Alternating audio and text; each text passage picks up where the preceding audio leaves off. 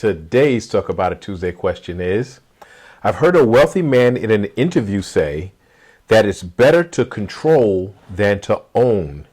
This is the opposite of what I've been taught. What are your thoughts on this concept? Okay, so the first time I heard the concept, I have to go back to 2005, maybe 2006, when I actually took a course on asset protection. And I wish I could remember the guy who gave the course, but he was a CPA and an attorney. And he blew my mind because just like most of you, if you grew up in a working class or middle class family, you were taught to strive for ownership.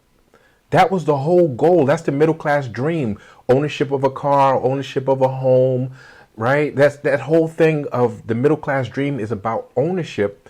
And the idea is that ownership gives you security, right? There was a time when you had to own land, and then it was you had to own a home, and you had to own whatever assets. And the truth is, it does not give you security. It actually gives you exposure. And you're like, exposure? Exposure to what? Exposure to legal liability, meaning lawsuits. Exposure to tax obligations that are higher than other entities. Exposure to creditors if things go bad. Exposure to a whole host of things that you're now responsible for that you wouldn't be responsible for if you were not the owner. And you're like, okay, I still don't get it. That comes along with it. No, there's another way to do it. You can actually control it and reap the financial benefits of any asset without exposing yourself to the liabilities that come along with it. And you can also give yourself privacy. So controlling gives you privacy, gives you the financial benefit. It relinquishes you of the obligations that are associated with ownership. So now I know you're probably totally confused. So let me give you a few examples. So if we talk about real estate, for example, so whether it's your home or it's real estate, and especially real estate where you have tenants. The moment you create tenants, you create liability. If someone gets hurt, if someone, whatever, anything that they decide to sue you for, whatever insurance doesn't cover, or if insurance decides not to cover, then you are legally obligated to pay. And that means all of your other assets, all of your other money is exposed to this lawsuit. So if you own real estate, it is wise to, once you purchase it, I'm not saying purchase it in the LLC. That's a whole bunch of crap people always say. You purchase it. Once you purchase it, you transfer the deed into an LLC. You transfer the deed into the LLC. And the LLC then has all of the legal liability that's attached to the property.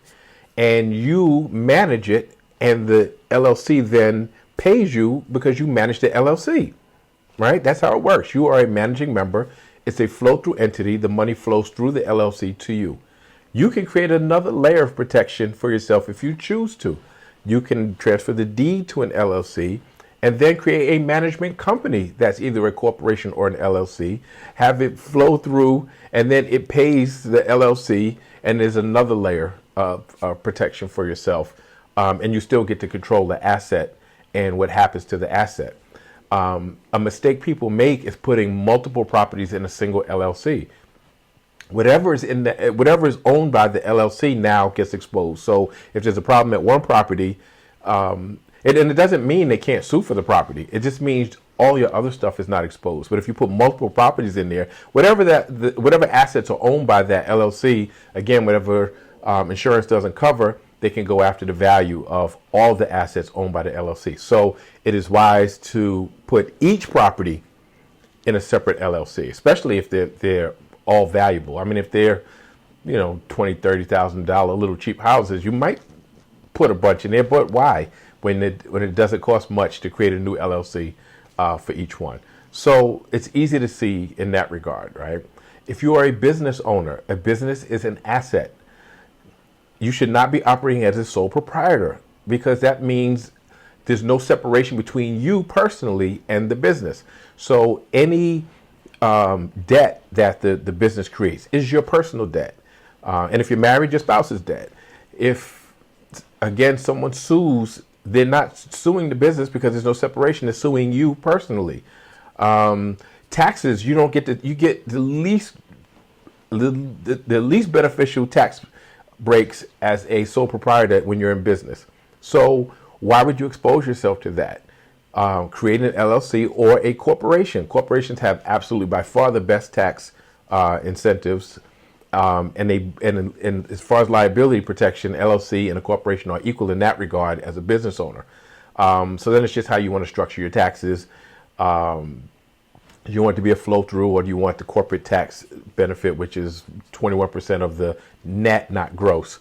So if you do business, better to be a corporate entity. You still control it. You still get to the benefit of the money. You get the benefit of the business. You can create layers in that. You can create a holding company and then have an operating company. And the holding company, especially if it has assets, owns the building, owns the car, owns the equipment, owns all these things. And then the operating company does the day-to-day operations. So even then, if there's a lawsuit, they sue the operating company and the holding, and then there's no assets at risk because the holding company has all the assets. So there are different, again, layers you can do in that regard that separate not only you, but also protect your assets.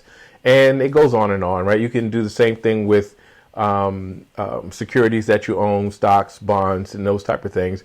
You can put them in a trust if you want also additional privacy. There's just so many different layers, but ownership in your own name creates liability and exposure for yourself. And one of the main things that I learned from that course that I took way back over 20 years ago was you want to look poor on paper because you want to make yourself not attractive to be sued. There's no lawyer who will take a case when they don't think they can get paid, right? Because the attorneys that take those cases, they get paid a portion of what the settlement is going to be. And if it looks like you have nothing on paper because you have nothing in your name, they won't even take the case, right? So they say you make yourself judgment proof, right? And nobody's going to take the case because you look poor on paper. So it's great to look poor on paper because, again, your tax obligation is way lower. The tax benefits are greater even for capital gains tax. If you look poor on paper in terms of your income tax benefits, the list goes on and on. So yes, you can control an asset, and you can control things with simple things like a lease agreement as opposed to ownership, right? There's just many ways that you can control things and reap the benefits without exposing yourself to the liability. So I 100% agree with that assertion. It's better to control than it is to own. Control everything, own nothing. And it's a hard concept to grasp because you control the corporation or you control the LLC, you control, the trust, you control all these different things. So you still reap the benefits. It still can get passed on to where you want. It still gets sold if you want to sell it. All the things that you would do if you had ownership, except there's a much better outcome for you if you control it as opposed to own it. So I'd love to hear your thoughts on it. Please like, share, subscribe, keep the questions coming, and I'll see you next Tuesday.